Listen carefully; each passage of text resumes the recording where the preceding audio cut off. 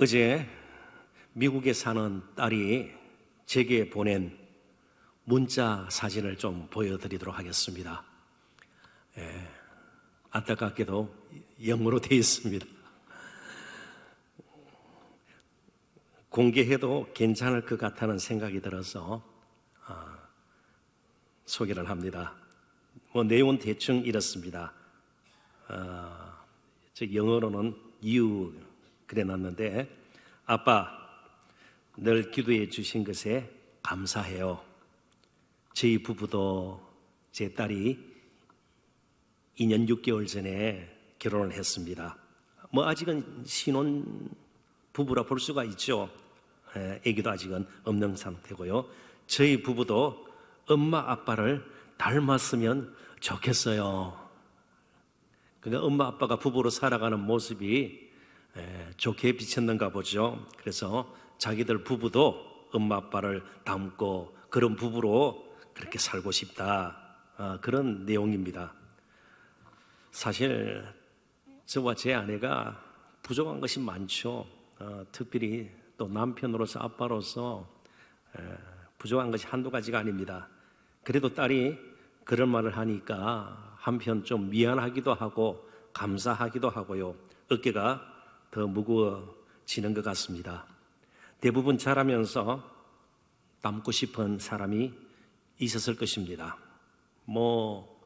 깊이는 아니더라도 살짝 지나가는 경우도 있을 것입니다. 가까운 사람들 가운데서는 가족, 저희 딸처럼 엄마, 아빠 혹은 할아버지, 할머니, 할머니 손에서 큰 또 분들은, 자란 분들은 그 할머니의 따뜻한 보살핌, 그런 걸 좀 또 잊지 못하게 될 것입니다. 친척 중에서 삼촌, 이모, 고모, 그런 분들 가운데서도 닮고 싶은 분이 있었는지 모르겠습니다. 자주 접하는 학교 선생님, 교수님, 혹은 또 조금은 막연하지만 대중적인 지명도가 높은 사람들, 연예인, 거의 실현 가능성은 없죠. 체육인, 정치인은 빼도록 합시다, 요즘. 그죠? 정치인은 빼도록 하고, 아무튼 좀 유명한 사람들, 소위 위인들, 그래서 위인 전집도 읽고 말이죠. 실제로 이전에는 참 지도자들 가운데 본받을 만한 사람들이 참 많았습니다. 김구 선생님이라든지, 그죠? 조만식 선생님, 이런 분들은 참 인격적으로 훌륭하고 정말 중심을 가지고 나라를 사랑했던 분들 아니겠습니까? 그런데 성도로서 우리는 누구를 닮아야 할까요? 성도로서 부름받은 하나님의 백성으로 누구를 닮아야 할까요? 놀랍게도 우리 모두가 닮아야 할 분은 동일한 분이에요. 누구예요? 예수 그리스도, 우리 주님이세요. 그런 면에서 우리의 영적 성숙에는 항상 반향성이 있습니다. 누구를 닮을 것인가? 영적으로 자라기는 자라야 되는데 반향이 잘 잡혀야 된다는 겁니다. 반향이 잘 잡혀야 된다는 것이에요. 영적 성숙의 표대를 분명히 해야 된다는 것이죠. 그리고 그쪽을 향해서 우리가 자라야 된다는 겁니다. 영적 성숙의 표대, 우리의 목표는 주 예수 그리스도입니다. 우리가 영적으로 성장한다는 것은 결국 예수 그리스도를 닮아간다는 것을 의미합니다. 세상 풍조를 따르지 않고 예수님을 따르는 것입니다. 그래서 오늘 그런 좀 전제를 깔고 우리가 본문 에베소서 5장 2절을 다시 한번 봤으면 좋겠습니다. 같이 한번 읽어보도록 하십시다. 그리스도께서 너희를 사랑하신 것 같이 너희도 사랑 가운데서 행하라. 그는 우리를 위하여 자신을 버리사 향기로운 제물과 희생 제물로 하나님께 드리셨느니라. 아멘. 예수님께서 십자가에 못 박혀 죽으신 것은 하나님 앞에 우리를 대신해서 자신을 속죄의 제물로 드리기 위함이었음을 본문은 가르쳐주고 있습니다. 이스라엘 백성들이 자신들의 죄를 속하기 위해서 구별된 짐승들을 제물로 드렸던 구약의 제사를 연상케 하는 말씀입니다. 향기로운 제물, 희생 제물, 다 구약 제사 제도에서 나오는 그런 명칭들입니다. 그러니까 예수님은 우리를 위해서 대신 희생을 당하신 것입니다. 우리를 대신해서 자신을 버리신 것입니다. 우리 또한 다른 사람들에게 행할 수 있는 가장 위대한 일은 그들을 위해서 희생하는 것입니다. 절대로 세상은 저절로 좋아지지 않습니다. 세상을 좋게 만들려는 진정한 의지를 가지고 희생을 두려워하지 않고 부끄럽게 생각하지 않는 사람들에 의해서 세상은 변하게 될 것입니다. 자, 그러므로 영적으로 성숙할수록 많은 것을 가지려고 애쓰고 큰 일을 행하려고 날마다 마음에 소위 말하는 비전을 불태우는 것이 아니라 할 수 있는 대로 주어진 여건 가운데 자신이 가진 것, 하나님께서 허락하신 것들을 가지고 다른 사람들을 위해서 희생할 수 있는 것, 이게 계속해서 영적으로 자라는 것이에요. 우리가 영적으로 자란다 그러면 뭐 큰 것을 우리가 성취를 하고 막 높은 곳에 이루고 그것만이 아니라는 겁니다. 정말 자신을 내어놓고 희생할 수 있는 거요. 희생하더라도 억울해하지 않는 것. 그런 정도가 점점 깊어지고 넓어지는 것. 이것이 영적으로 성장하는 것이다. 이건 누가 가르쳐 준 것이 아닙니다. 어디 명시되어 있는 것이 아니에요. 단순히 계명, 규례, 규칙을 지킨다고 되는 것이 아니라 바로 한 분, 바로 그분 예수 그리스도를 닮을 때 가능한 것이에요. 그래서 우리는 작은 예수가 되어야 된다는 말을 수없이 들어왔습니다. 우리가 닮고자 하는 바로 그분이 그렇게 사셨기 때문입니다. 그분이 그렇게 사셨기 때문에 그분을 닮는다는 것은 그분이 가신 길을 우리가 걷는 것이죠. 그분이 생각했던 걸 우리가 따라 생각을 하고 그분이 말씀하셨던 것처럼 저희들도 입술을 골라 정말 입술을 함부로 사용하지 않고 정말 예수님께서 하셨던 말씀을 우리의 입술에 담기도 하고요. 그분의 마음을 좇아 우리의 마음을 또 예수님의 마음으로 바꾸어서 예수님이 행하셨던 것처럼 그렇게 행하는 것, 이것이 바로 영적으로 성장하는 것 아니겠습니까? 그래서 앞에 있는 말씀이 좀 구체적으로 예수님께서 어떻게 희생하시면서 본을 보이셨는가를 우리에게 잘 가르쳐주고 있습니다. 에베소서 4장 32절, 전장에 있는 32절부터 바로 앞절 5장 1절까지를 한번 보십시오. 서로 친절하게 하며 불쌍히 여기며 서로 용서하기를 하나님이 그리스도 안에서 너희를 용서하신가 같이 하라. 그러므로 사랑을 받는 자녀같이 너희는 하나님을 본받는 자가 되고, 하나님으로 생각해도 좋고요, 예수 그리스도로 바꾸어 생각해도 큰 무리는 되지 않을 것입니다. 자, 그렇다면 우리가 다른 사람을 친절하게 대하고 또 불쌍히 여기고 서로 용서할 수 있는 것은 하나님께서 먼저 우리에게 친절을 베풀어 주셨고 우리를 긍휼히 여겨주셨고 또 예수 그리스도의 십자가의 은혜로 저와 여러분의 죄를 사해 주셨기 때문입니다. 자, 이쯤에서 한 가지 분명한 사실 우리가 짚고 넘어가야 합니다. 정리해야 합니다.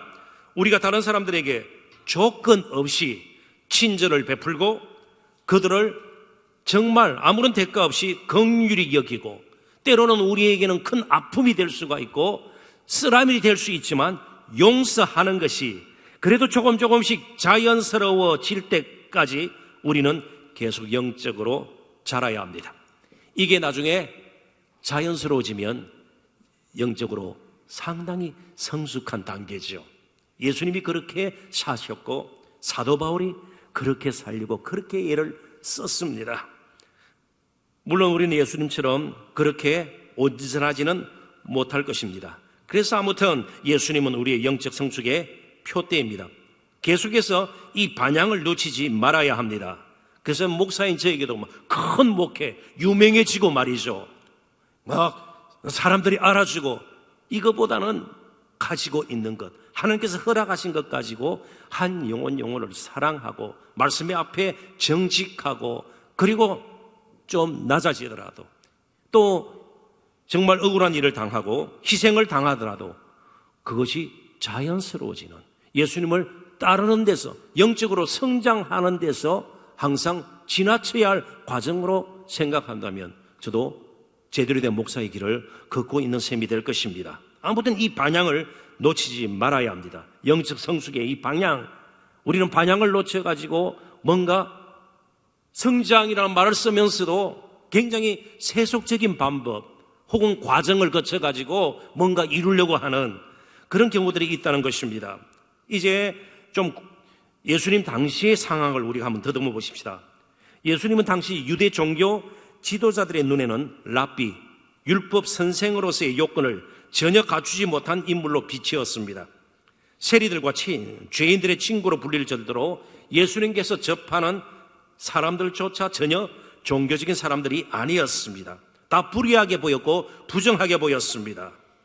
굉장히 그들의 눈에는 저급하게 보인 사람들이 대부분이었습니다. 반면 바리새인들이나 서기관들은 종교적인 사람들하고만 접촉을 했습니다. 그것이 그들에게는 거룩이었습니다.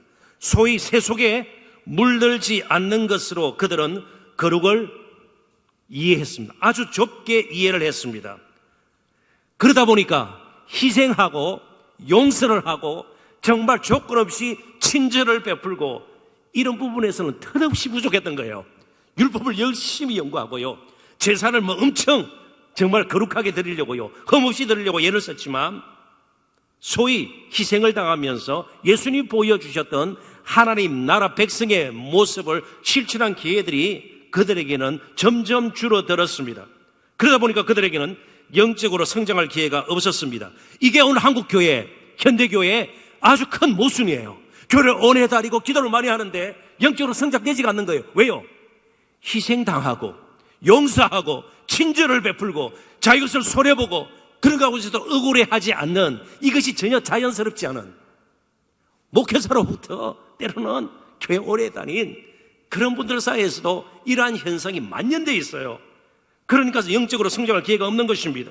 친절을 베풀고 희생하고 또 용서할 일이 없었기 때문입니다. 이게 바리새인들, 서기관들, 율법학자들, 소위 유대 종교 지도자들의 한계였습니다. 우리는 때묻는 것을 두려워하지 않아야 합니다. 그래야만 영적으로 성숙할 수가 있는 것입니다. 사도 바울처럼 우리가 만물의 찌꺼기, 쓰레기처럼 되는 것도 두려워하지 않아야 영적으로 성숙이 시작이 되는 겁니다. 다른 사람의 유익을 구하는 것입니다.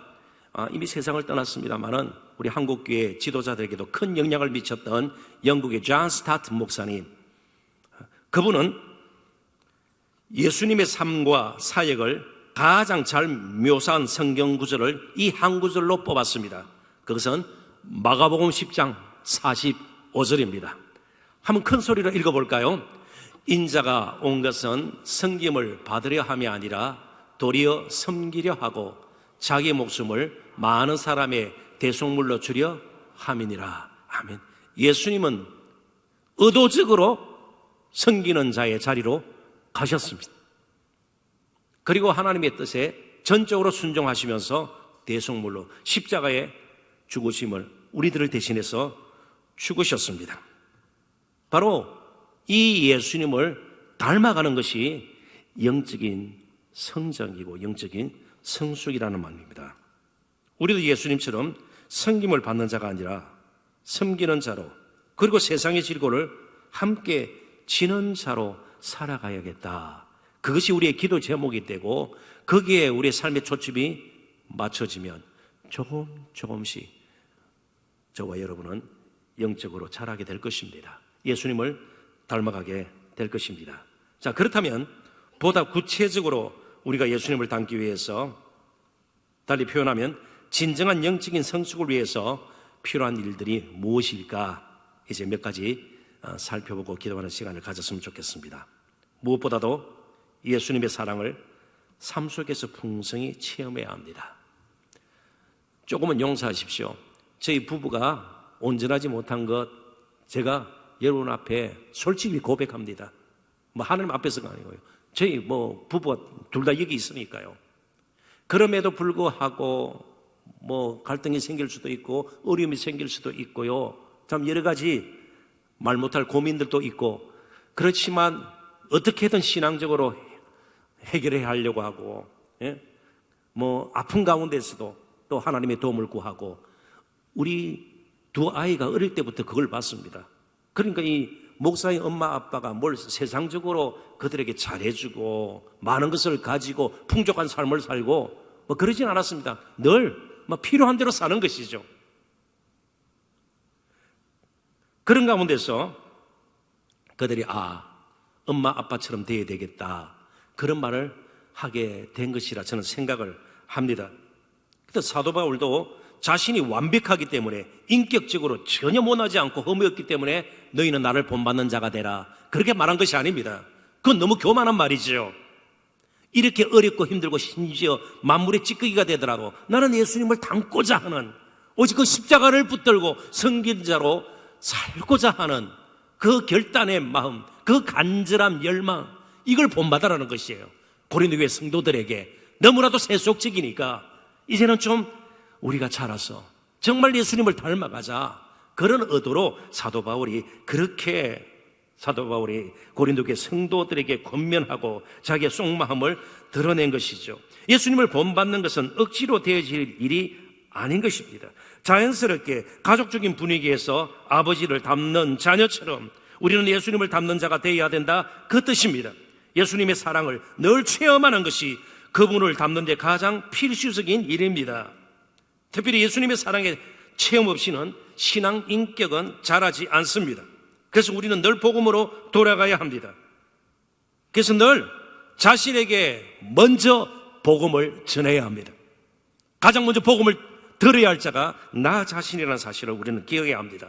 대표적인 제자 중에 한 사람, 가룟 유다는 아주 가까이에서 그 누구도 누릴 수 없는 귀한 은혜를 누린 사람입니다. 3년 동안 예수님과 함께 있었습니다.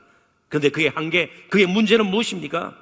예수님에 대한 사랑의 체험이 없었다는 겁니다. 마음에 불만과 분노로 가득했을 겁니다.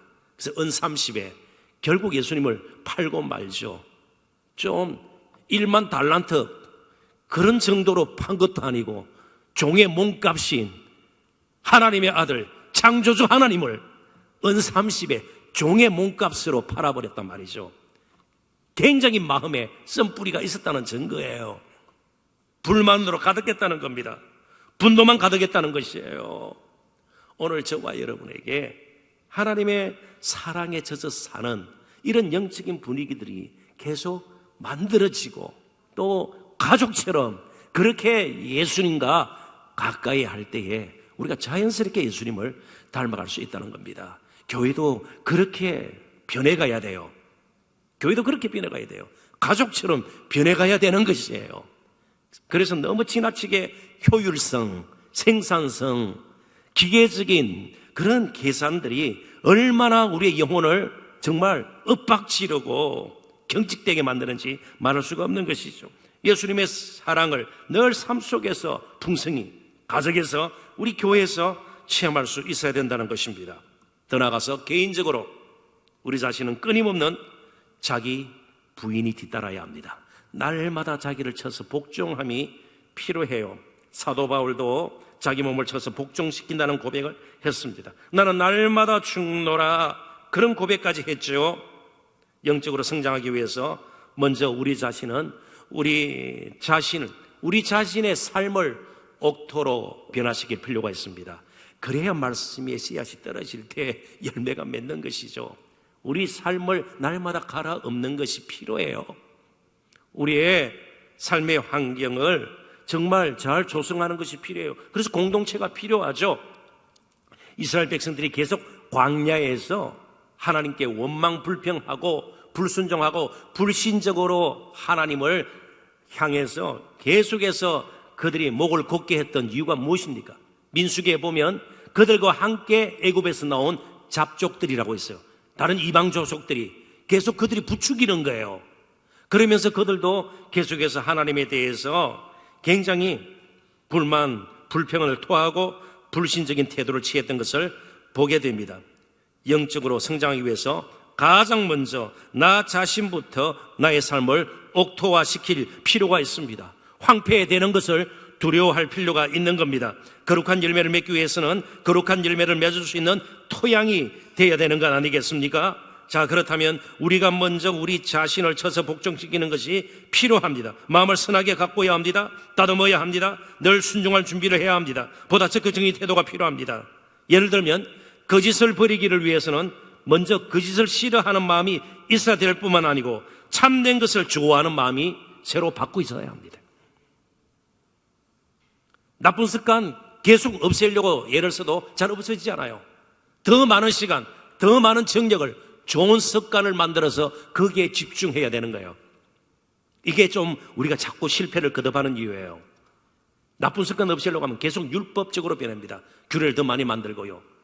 세세한 그런 규칙들을 만들어서 어떻게든 좀 바꿔보겠다. 아니요, 훨씬 전진적이고 미래지향적이고 계속해서 우리의 삶을 넓혀놓고 마음을 훨씬 넓게 펼 수 있는 그런 미래지향적인 영성이 참 필요하다는 것이죠. 사실 어떤 면에서 이 세상에서 가장 힘든 일이 우리 자신을 쳐서 복종시키는 일입니다. 아무도 알아주지 않아요. 저희 동역자 가운데 김모 목사라고 있어요. 이름이 한자예요. 제가 옆에서 참 저도 때로는 감사하고 너무 기분이 좋은 게요, 굉장히 영어로는 스트라글이라 그러죠. 정말 금세금세 얼마나 많은 영적인 고통을 겪으면서 저도 그런 때가 있고 지금도 마찬가지지만은 자기를 쳐서 복종시키려 자신을 꺾으려고 하는 것들이 보여요. 그런데 주위에서 보면 바보처럼 보여요.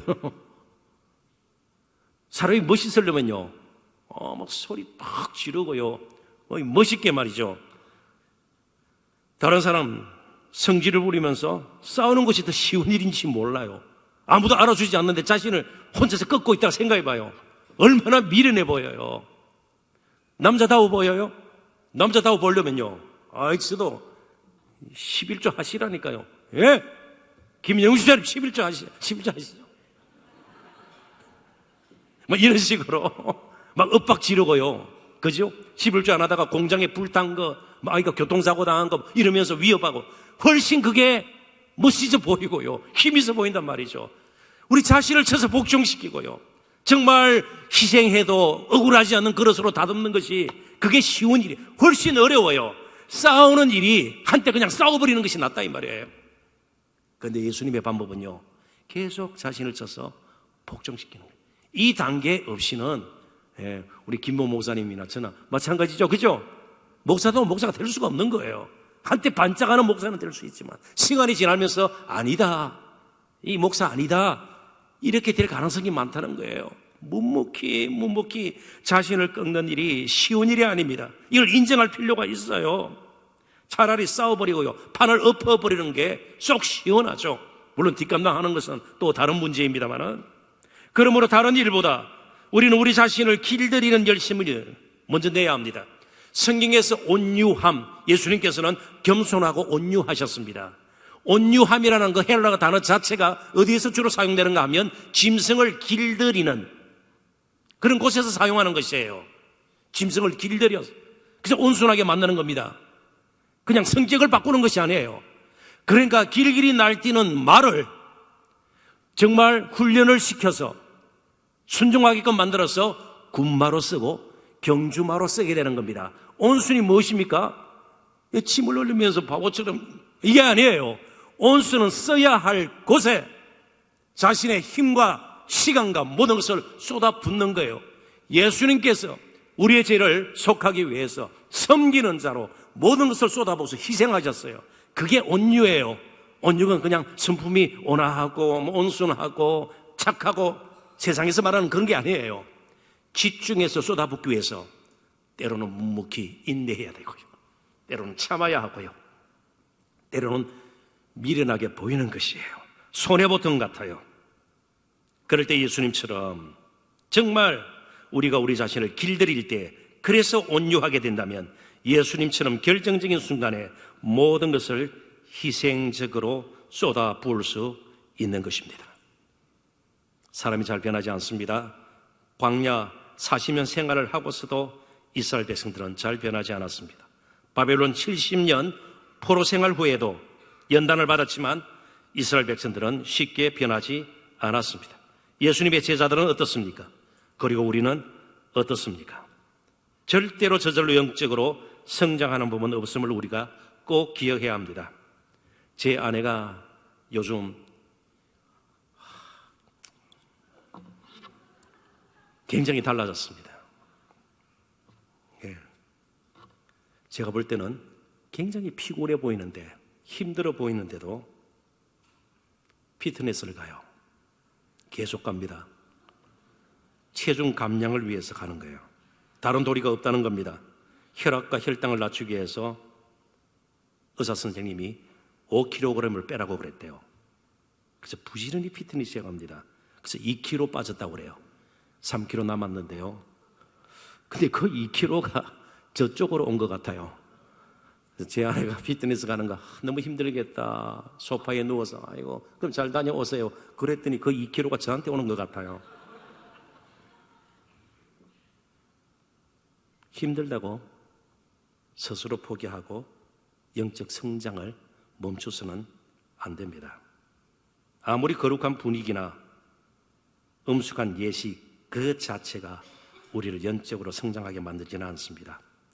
자기와의 다른 사람이 알아주지도 않고 볼 수도 없는 자기와의 처절한 싸움을 싸우는 자들이 그런 가운데서 성령을 붙들 수밖에 없고요. 성령의 도움을 청할 수밖에 없고요. 그렇게 하나님의 은혜를 갈구하는 자들이 영적으로 성장하게 되어 있습니다. 세 번째, 마지막으로 예수님과의 교제가 더욱 깊어져야 합니다. 오늘 현대사의 저주는 피상적인 겁니다. 다 껍데기 살짝 건드리는 거예요. 신앙도 굉장히 껍데기적인 것들이 많아요. 예수님과 정말 깊은 교제, 이런 부분에서 너무나도 우리는 많이 실수를 했던 것 같아요. 예수님과 함께하는 시간을 더 충분히 가지라는 말입니다. 아무것도 하지 말고 기도만 하자, 그런 뜻이 아니에요. 예수님께서 제자들에게 가장 원했던 것이 무엇인가를 재발견하자는 겁니다. 예수님께서는 제자들이 유능한 사역자가 되기 전 예수님과 함께하면서 그분을 닮는 것이었습니다. 그것이 제자들을 부르신 목적이었습니다. 마가복음 3장 14절 15절 한번 보십시오. 제가 읽어보겠습니다. 이에 12를 세우셨으니 이는 자기와 함께 있게 하시고 또 보내사 전도도 하며 귀신을 내쫓는 권능도 가지게 하려 하심이라. 보내사 전도하는 것, 귀신을 내쫓는 권능을 가지게 하는 것보다 더 앞에 있는 것이 뭡니까? 예수님과 함께하는 것이. 예수님과 함께하면서 예수님이 누구신가를 더 깊이 알고 예수님과 함께하면서 예수님의 마음을 읽게 만들고 예수님과 함께하면서 예수님을 닮아가게 하는 것이 예수님께서 제자들을 부르신 첫 번째 목적이었습니다. 영국 태생의 미국 성경신학자 R.H. 폴런은 이런 말을 남겼습니다. 예수님의 삶의 근거와 기초는 하나님과의 교제였다. 예수님의 모든 사역, 그분의 삶의 출발은 하나님과의 교제, 하나님과 함께함이었습니다.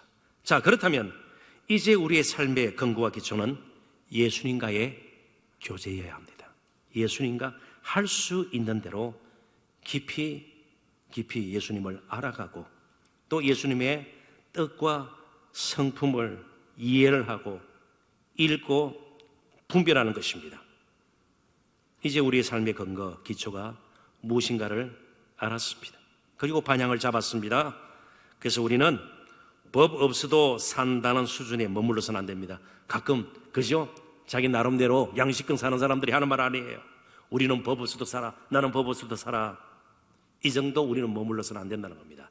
영적으로 성숙한 그리스도인의 삶은 이렇게 나타나야 합니다. 법 없어도 사는 정도가 아니고 양심껏 사는 정도가 아니고 법이 할 수 없는 일을 하며 우리는 살아야 합니다. 법이 할 수 없는 일, 법을 뛰어넘는 그런 일들을 하면서 살아야 합니다.